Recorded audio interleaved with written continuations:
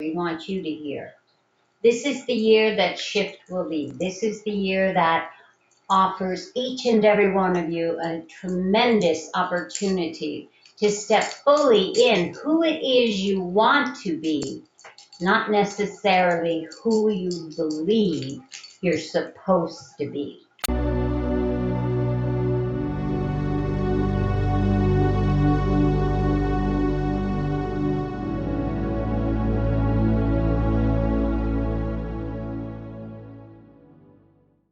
I want to welcome all you out there, our audience, to a conversation between friends. This is our first podcast of the new year, 2025, and I'd like to take this time to have everyone individually talk about what they expect for themselves in 2025, what they expect maybe from the friendships that we developed here. So let's start with Wanda. Hi. Boy, that's a good question. I'm expecting a lot for 2025. Just a lot of new, unexpected, new beginnings, new possibilities. And then I suppose I just want to focus on being me and figuring out what path I'm going to take for my ranch, for my spiritual growth, for my artistic growth. So I'm excited to see what's going to develop. Well, I'm Edna, and for the 2025, I'm hopeful that it's going to be an exciting year full of many new experiences and more opportunities to be with friends and family. And we'll just see what happens. Hi, I'm Nada. 2025 has started off at the bank, but this is all an opportunity for us to know who our community is, where our collaboration is, and how we all help each other through this process in which 2025 we have now come into is the catalyst of the future changes of our world. And that's exciting. Okay. My name is Omar, and a lot of things happening, a lot of changes, and trust me, I'm not used to changes. I'm an engineer. I have a hard time with changes. Um, Edna's retiring. My two kids are out in the workforce. Matthew's up for his third year in college. Um, what I would like to see in 2025, personally for me, is I would like to cut out the reluctant part in what these fine ladies call me, the reluctant healer. I know that it's been difficult for me, and I know that it's every time I talk to them, they open my eyes to possibilities, and I would like to be more open, be more capable, and be a healer.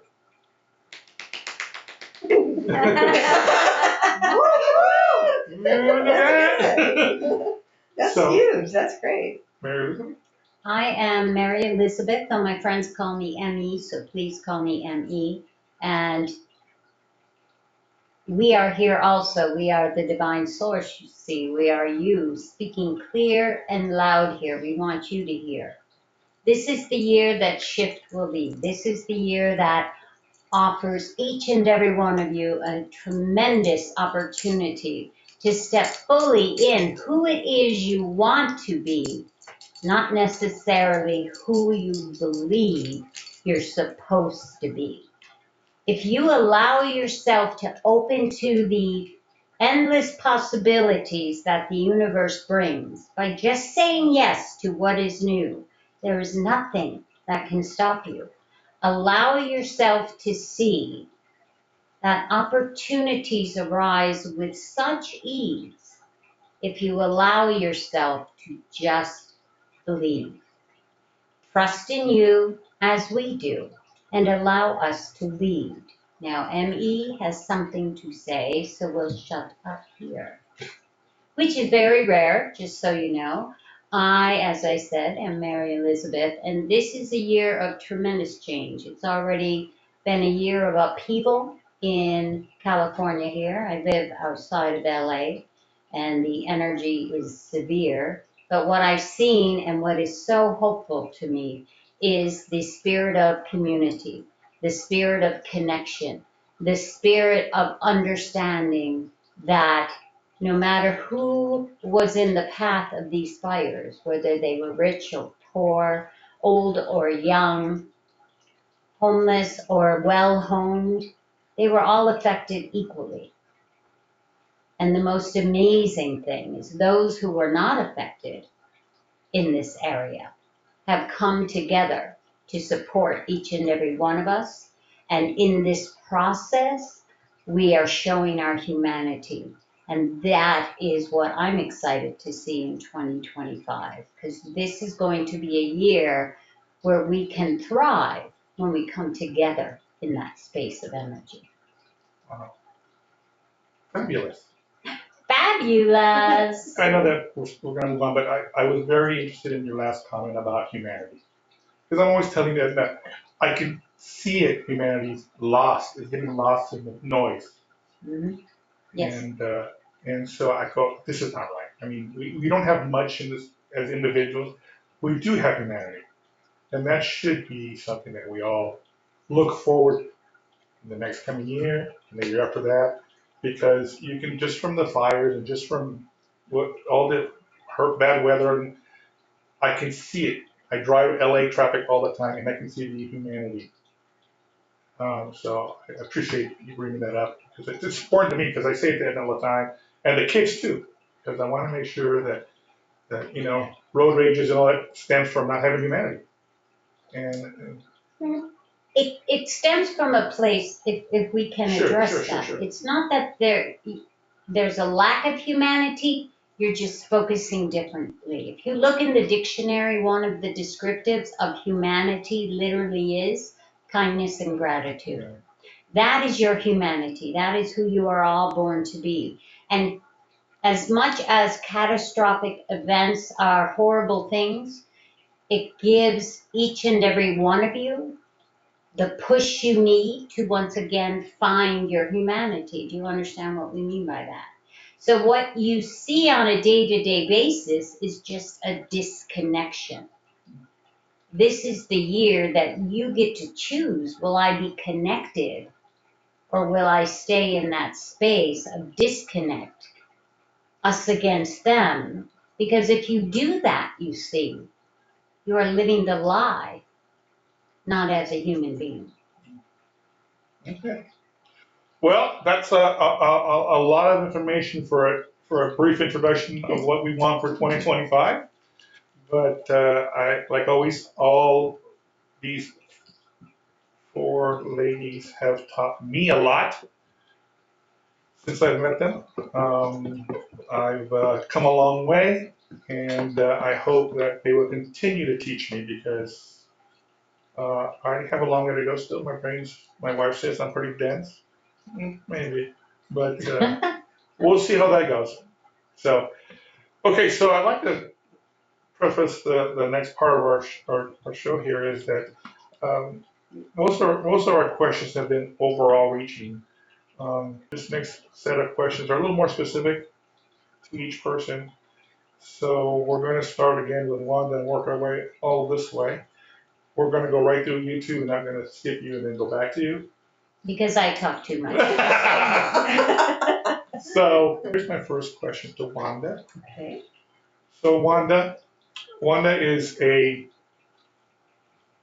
artist, a divine artist. Uh, she produces works of art that would make you cry, makes me cry. So, so my question to Wanda, and I know Wanda's in the same way I am sometime about being the reluctant this or reluctant that. But my question is, Wanda, when you are this divine artist that you do, and Wanda does lots of stuff. She does uh, totems, she does art, and you can see some of the art on the back wall probably.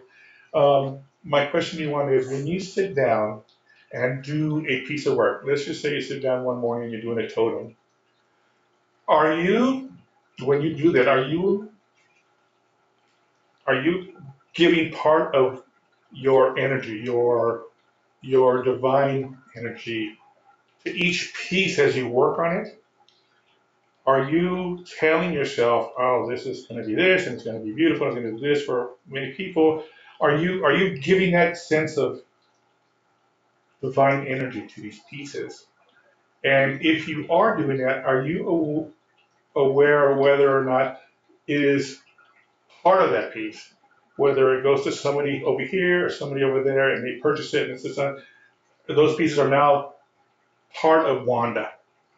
And do you believe that you have that energy remains in those pieces of art, both the totems and the paintings you draw?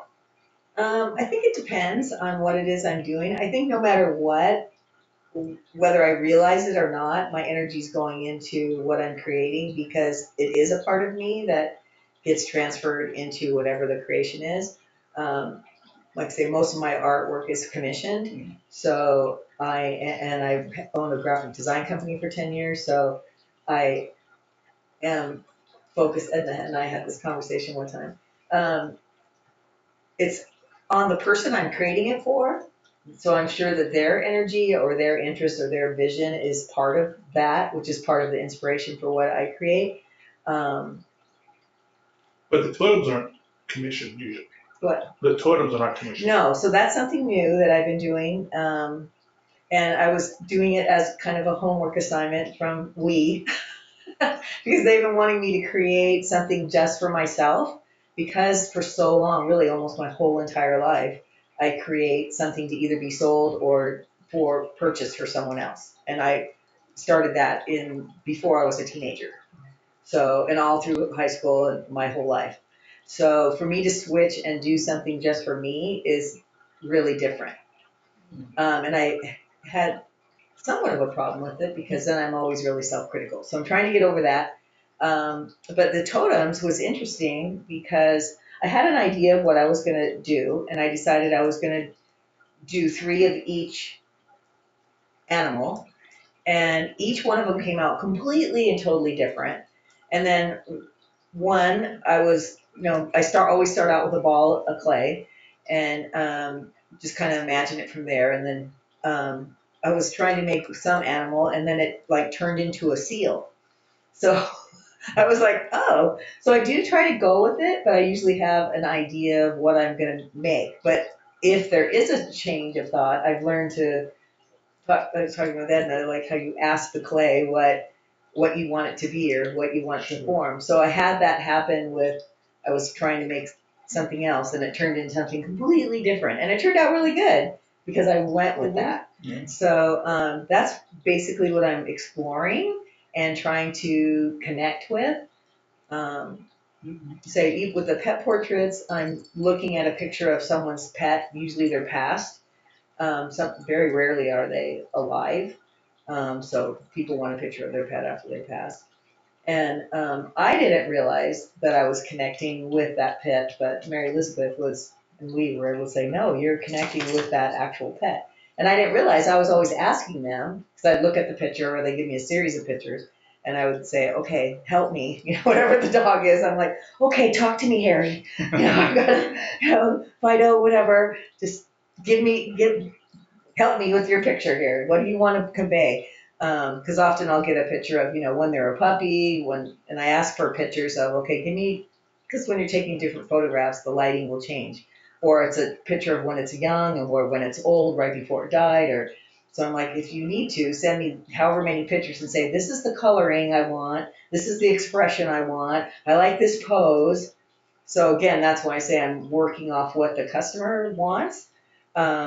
Which I'm really used to doing rather than giving, so that I'm making sure that I'm giving them what they want because that's what they're paying for. So I don't know. So that's new for me, just like you are discovering your abilities with exposure to all of these wonderful friends. I'm learning about myself too, that I have that I'm able to have that connection to put things through. So you're learning about yourself. Yeah. And to make a strong point about knowing when you ask a totem or the material you're going to make, asking it what it's going to be. I'm a hobbyist woodworker, and for the longest time, I would battle. I would get a piece of wood because I'm going to make this. I'd get a piece of wood, go to the store, put it on my lathe, and turn that thing, and no matter what I did, it just wouldn't come out. And then it goes, it's because you're not asking the wood. No pun intended. So the next time I went to the store, I had no idea what was I going to do. And so I would just go to each little block and say, this is what I want you to be. And it wouldn't come back. Eventually I found one that said, yeah, this is it. I'll be that. Yeah. And I know people think people that's were crazy. looking at me like, this is weird. Yeah, you're talking. Oh, do you want to be my craft project? Do you want to be my craft project? But it does help. It tremendously does. Well, help. they said that about Michelangelo. He did a sculpture in the marble. Yeah, the marble. He was like, the marble is who talks to me. The slab of marble is what's going to come out. So, I mean, you've heard about it, obviously through the centuries of creative people that listen to the modem that Yeah, we're using. The energy of that particular piece came Yeah. out to be something else. Yeah, it So- worked. It was amazing. And it worked. So it does work. And then the other part, Wanda, is okay. So when I see your pictures, and we talked about this, right? Mhm. That I can see the emotion of the pet, and it makes me cry when I look at them.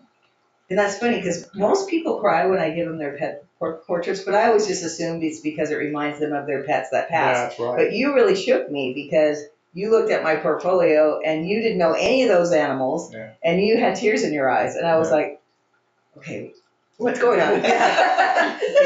He just cries for whatever, everything. He just cries for everything. What's he have? See, look, I'm crying right now. Just for everything. I was like, that was really moving. So that was a huge compliment to me. Yeah, and I think in moving forward with your artwork, you Definitely. saw your people crying, and I think you should talk to them, not just here's the work I've done. I hope you like blah blah blah, and they're crying, they're happy. I think you should have a conversation with them about what they believe they're seeing, because I think that will help them help themselves, help you and understand what's going on. Because you give a piece of work and they say, oh, it's great, and they start crying, but I think you should have a conversation with them. I think it'll help them and help you. Like, what do I say? Why are you crying? Because I No, just no. gave you your picture. What, You can say something just as simple Thank you, as, it's a compliment. I'm sorry your pet is dead. you yeah. can just simply say, why does that bring your emotion? What is bringing that emotion through? Yeah, that's a perfect way of saying it. Just so they tell you. Yeah, usually people just say, oh my, that's them, that captures them. Yeah. Because I'm always really, really worried about it. Yeah, stop being worried. When I give people Says the reluctant I'm like, healer. Yeah, says the reluctant healer. I say it to her all the time. She doesn't believe me. Yeah. All right, so Edna, Yes, sir. your question's about the same, but it's a little different because you don't provide that kind of frequency. You are an energy healer. And so my question is this. When you are healing or having a session with a customer, and you're healing them, and do you feel that the energy you are giving these people, do you feel that it's in part of who you are? You are giving them more than just the quantum idea, that you are imparting to them a sense of your energy. And that's it. So first of all, I don't see myself as a healer. I am a channel, and I channel energy from the angelic realm. So the energy that is flowing through me is actually coming from above. So technically, I guess there is a part of me that is sending energy and connecting with the person, but it's not really, I don't see it as my energy. It's divine energy that's going through me. So when I am sending the energy to the person, it is actually the person that is doing their own healing. I am still simply removing the blocks or sending the energy to the blocks and helping that energy, how do I want to say it? It's helping the DNA restructure and the body come back online so that the person's body remembers what it is to be healed. So that's how I see it. I don't see it as me giving away my energy. I see myself as a channel of the energy, and I just channel it and provide it for the person who is ready and willing to accept it. So you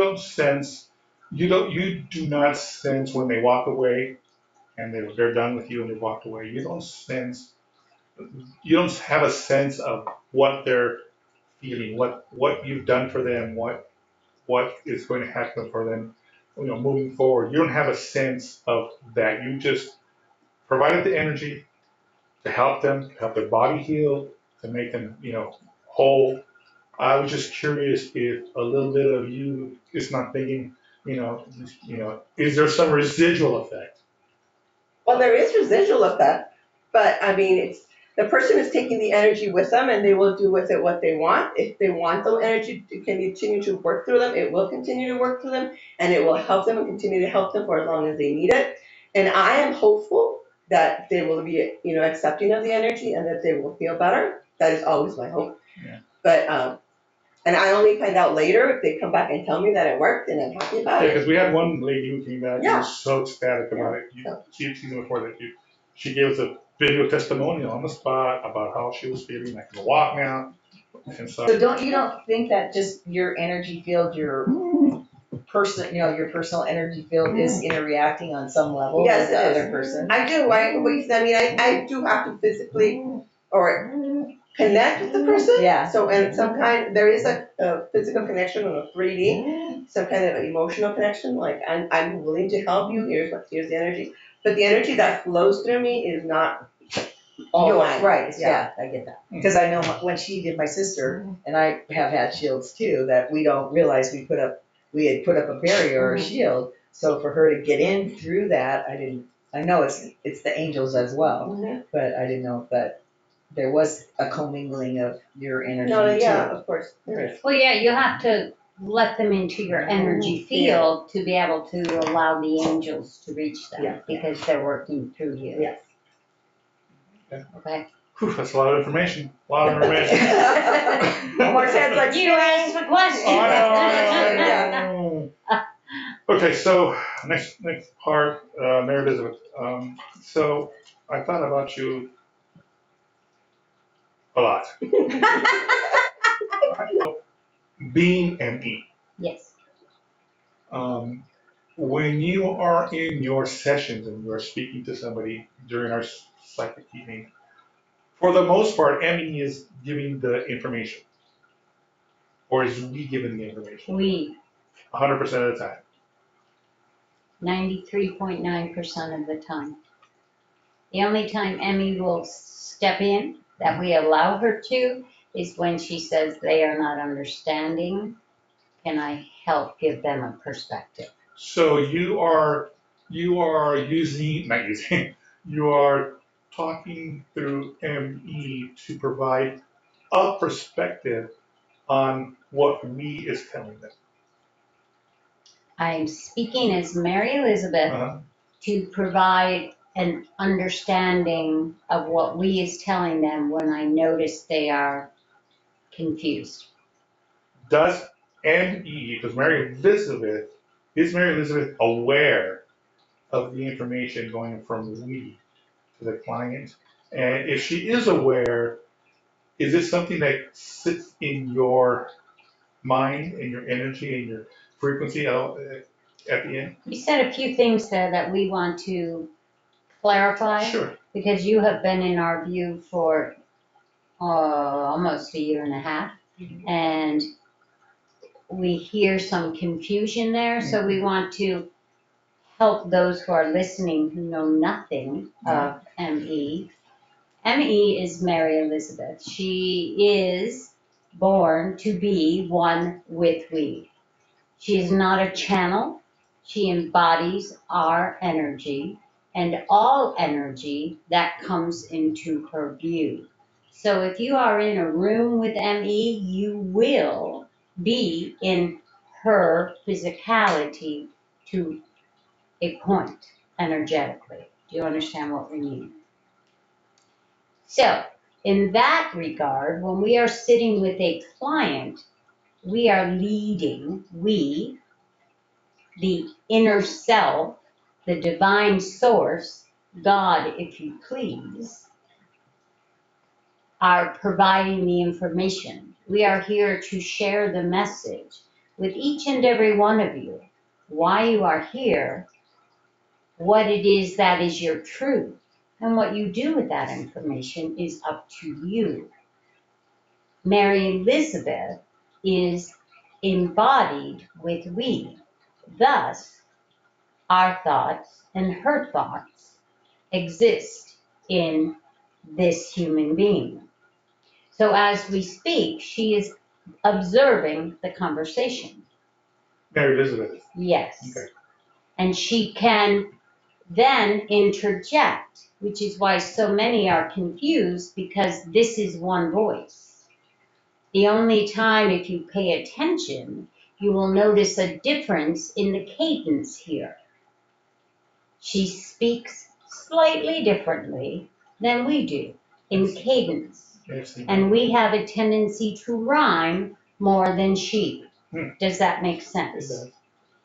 But if you are not aware, the majority assumes ME is bringing this information through.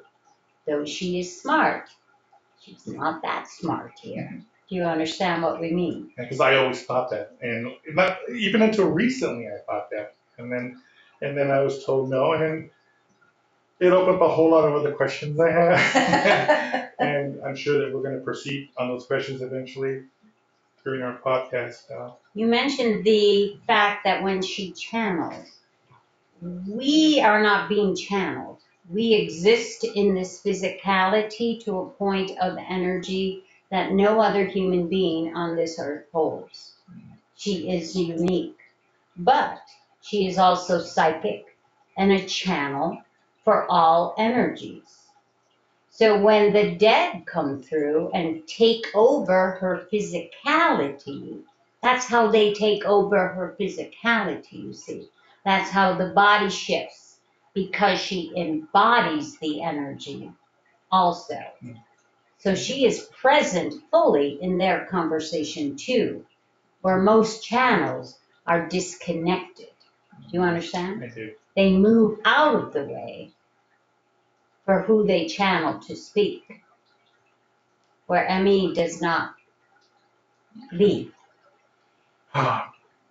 Interesting. I have a question, But but the I thing have a is, question for Nada, Sure. since we're talking about channeling. When you were channeling, Ishtar. Ishtar, are you, like Mary Elizabeth says, are you like on the side and you're listening in, or are you just translating what he says to you? How does that work for you? So my channeling is a little bit different because I'm channeling is the Galactic Federation, Okay. where hers is more specifically source. Uh-huh. Mine is a council of extraterrestrials, I guess you would call. So I am completely aware of what's coming out of my mouth. Okay. Because also when I'm dealing with an audience, because I did the sessions in an audience, not on my one-on-ones, and I will pick up the questions that people have in their heads. Mhm. So then I myself would will ask in my mind if it's okay if I open up the floor for questions because there was confusion, unless they picked it up. If they picked it up, I went ahead, there's confusion, there's whatever. So I'm able to have conversations with them as I'm having this process, fully aware of what is being said. There has been occasions where the audience is a very good audience. You know, they're light workers, starseeds, whatever you want to call them. So they understand it, right? And then my trance will go deeper, in which at that point I'm really just observing and not having those conversations with. And then you're just stepping aside and they're going. At that point, yeah, Okay. it really depends on the chemistry and the dynamics of the group. Okay. Can we just put a thought out here? Mm-hmm. In what you said in the beginning, the first part, when you Yes, speak sorry. and you can interact, you realize you're part of that collective. Yes. Yeah, yes. That is how you can interact. Mhm. You are not channeling that collective. I You think are, channeling is more of an easier term for people to Yes, understand. yes, we understand, Yeah. Eileen has the same issue. But what we're saying here, and we just wanted to make that clear to others too, that you are actually part of that collective. Two collectives. Yes. On the home base here, what we call the 3D, and the Galactic Federation Collective as Yes. well. That's what we're saying, you are part of the Galactic Federation. Right. You are just a human member of that federation, you see. Oh, wow. Do you think I have questions? Do you think Mary Elizabeth blows my mind? Stuff like that. So when you are talking to a person in a session, are you trying to help them understand the Galactic Empire? It's just a collective, not Oh, empire. Galactic, sorry. I don't know. I like Galactic Empire. Sounds so much better. Think Star Trek. Exactly. Yes, federation. Yes. So when you're talking to Darth Vader. Now we're doing Kirk. Yeah, Kirk, it's Kirk. Yeah. Federation. So what, okay, so what is your approach to a client when you're at a psychic healing fair and you are talking to them? Are you trying, what exactly are you trying to help this client with? So two different things. When I'm with a client at a psychic event, I'm actually just doing readings, like psychic readings, mediumship. Not tied to the Galactic Not Empire. tied. Depending, it just depends. I'll do if it's a energy healer or whatever. Then I completely change what I do, and it's a light activation, which is a DNA manipulation. And within that comes the intuitive knowing, and it comes like the psychic readings and mediumship. That all comes in through that process. When I do the audience, that's a completely different thing, because what I do is I give a message to the collective to prepare them for what's to come, right? So all of this that's happening now, I've been saying for the past 2 years. And then afterwards, I end with a meditation to kind of like chill them out, you know? Because they're all worried now. It's like, we're free for now, and then we're gonna Freaking out. Tell them. Hey, that was Holy relaxed. shit, what did you just say? Yeah. I mean, unfortunately, maybe not unfortunately, but the information that I get they're very serious. So I try to like be more practical and just make it very like sugarcoat thing, which is why I had a lot of the interaction with them. Like, I'm not gonna say that, you know? That's like, no. So let's talk about the galactic part of it, and let's go back to your conversation with a client, how you're trying to do mediumship. So you're just medium, trying to be a medium, trying to help them with their long lost brothers or fathers, or animals or dogs or pets. Is that how you're trying to relate to the customer when you help them? No, it's good. That part of being a client is super, super simple, basic, what you would consider, one would think of when you go see a psychic. Mhm. It's to that level. Okay. They have questions, I answer them. If I have someone coming in, you know, I'll let them know. I give them names of people that are coming in.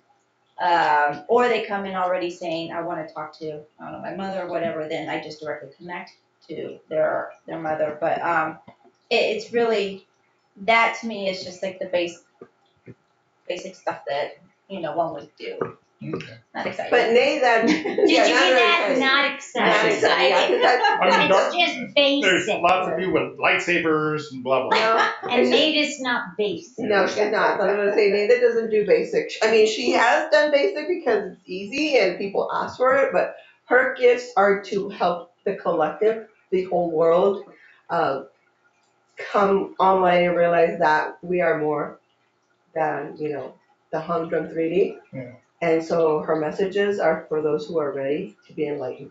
That's really what it comes down to. I've now come away from that because you hit it right on. It's for those people that are ready for it, which is one of the reasons why I stopped doing the presentations, because I see their faces and they're like, okay, weirdo, you know. So that was my cue. Yeah, 911. I got a one for a jacket here. I know.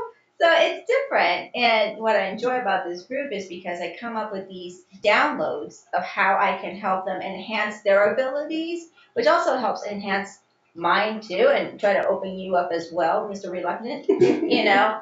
And so I experiment with these downloads that I have, and it's up to me to kind of put it together, kind of like a puzzle piece, and say, how can I apply this with the stuff that I have and stuff I can get to get them the most optimal. So if I were to do this again, it would be in a group dynamic because it's what I have felt with you guys is really cool because when the energy is just right, I get a taste of what a Dr. Joe Dispenza retreat would be like. Mhm. And that is so amazing for me because as the energy is stronger, then your healing is stronger. My healing is stronger. It's a win-win situation for everybody because everybody's accepting of it. So that's what I like to do. I like having the smaller, intimate, retreat-esque things because you're right. I mean, my work, and I'm not trying to sound like snooty or anything, but it's more you want to know, and I'm going to give you the information. But if you're not going to take it, don't bother. Wanda, Joyce. Who's Joe Look him up Dispenza? later. Look him up later. Some people love Joe Dispenza. Yeah, No, I haven't met him He yet. died. he's all right. Right. I don't know who That's- he is either. Oh, you don't know either? Oh, okay. That's why I asked Wanda. He's on Gaia. Just watch it there. And YouTube. All And YouTube, yeah. Joe I Dispenza. have all his books. What's Gaia? Never mind. What's Gaia.com. So your that's what you were when I was trying to think about your question and what I needed to ask because I don't think I thoroughly understood even a little bit of what you did and how you did it. I don't because I was never involved in watching any of your sessions. I go, I need to ask a little more about what she does and who she does it for and how she does it because I know the audience doesn't know her and I know these three probably know, but I was like, I know her name is Nathan. Well, you know the type of clients I received, right? The ones that actually came to me were the eccentric ones. Yeah. And we talked about that. The guy with the hat and Yeah, the bow and arrow. They're Yeah. the eccentric ones. I dug that. Yeah. I dug that stuff. I just thought 911, we need a straight jacket. But anyway, now that I know, Well, where do you think all these sci-fi visions and movies come from? I mean, they come from some conscious level Yeah. for them to be able to get that information or have that imagination to be able to create Star Wars and and it's just all the other things that we see on because TV George movies. Lucas was George Lucas is connected in some way. in some way And because James Cameron. he Yeah, saw James Cameron, they're all. he was interviewed and because the entire Star Wars world, I know there's been 9 films and a whole lot of stuff, but he says, in my mind, Mhm. the worlds are endless. I just don't have the time or effort to put them down on paper, but they're there. Yeah. And Exactly. they continue on and on in my mind, in his mind. Yeah. So, He's been given the information. yeah. This is the interesting thing. And me always says it, and it's very true. What you believe to be myth and fantasy is all based in reality. It's just not in your world's view, so you don't understand that you're watching truth. It's true. It's very true. It is so funny because Dimensional. I can talk about this with them and then be like, okay, as well. But like I've been taken to the mothership. What the mothership is named called Athena. I've seen the hybrid children that are being made to come into birth. I know their purpose. I've seen it. Right? Can you imagine me going to a psychic fair and talking to a regular person? I just went to Athena. I saw the hybrid children. 911, straight jacket. That's the thing. So you have a heart. Okay. Wait. So I look at. His head's going, No. mothership. Okay. I know that what Wanda and we and me do, and I have an understanding on some level, but your stuff is just way out, and I don't know if I would. I mean, I can think about it, what you said, and I can talk to you about it, but I don't know. You just have to experience me. I'm working. I'm a roller coaster. Well, you're like Dan Omar. There it is. I am. Here's the deal. 2025. What was Omar doing in 2025? get rid of the reluctant, and just a healer. Just a healer. We're not ready to go all the We're way. not ready to go. Yeah, We're not I ready just to want to do the energy shift. The big We're not gonna go all the way to Knowing we the are not information that she alone. may have in her head is, for me, light years away. If I had met you 12 years ago, I would have thought you were crazy because I never believed in aliens. Never. I knew they were dead. I knew they were angels. I knew all that. But aliens, I was like, I'm sure there's life outside of there. It would be stupid not to believe that because it's a big universe. But the idea of the mothership would have totally, Freaked you out? I would have been like, not me. I would have been all in. Yeah, I would have jumped right on shit like you. So But there, through I'm this, a sci-fi fan. Cool. Oh, Yeah. every time I come down to the ranch, I'm like, I may be abducted by aliens. she's so excited. so back in 1959, Rod Serling from the Twilight Zone wrote an episode for Twilight Zone called, it was weird. It's one of the best episodes that I can remember. It was called To Serve Is Man. that the opposite we're talking about? Right? The servant? Do you remember the episode? And not the episode. I watched Yeah. Twilight Zone all the So time. to serve man, aliens come to this world and they are, giant. They're 9 foot big guys. And their idea is they leave their book, their little notebook on the counter and they promise all mankind no more pain. no more pain, no Suffering, food, suffering, no more wars. no more wars. That's what And we're what, doing. yeah, and what, Utopia. yeah, utopia. And what are the human beings? Hop on board. Gave them access to everything, and they did. The wheat fields that wouldn't be wheat fields had wheat. The waters that were dry had water. There was not anybody getting sick anymore. There was food for everybody, and then they started doing a swap. We'll send you send us, some people. We'll send you some people so they can learn from each other, right? So they were loading these spaceships back and forth of humans to their planet, and then their planets or their people to this planet. And someone in the science department figured out on their book, They decoded they it. decoded it. And it said to serve man. What they couldn't decode was the one below it, and it was a cookbook. It was to serve man. Follow me directions. But isn't that very interesting because That's funny. the Yeah. alien-esque energy Yeah. that comes through is here to serve humanity, Yeah, to heal, to uplift, and to guide you. yeah.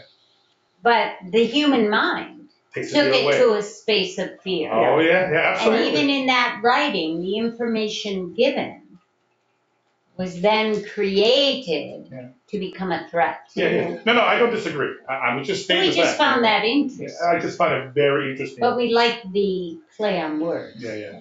So anyway, well, I thank you. I thank these fabulous, amazing women for being in my life, for showing me things that I didn't know about myself.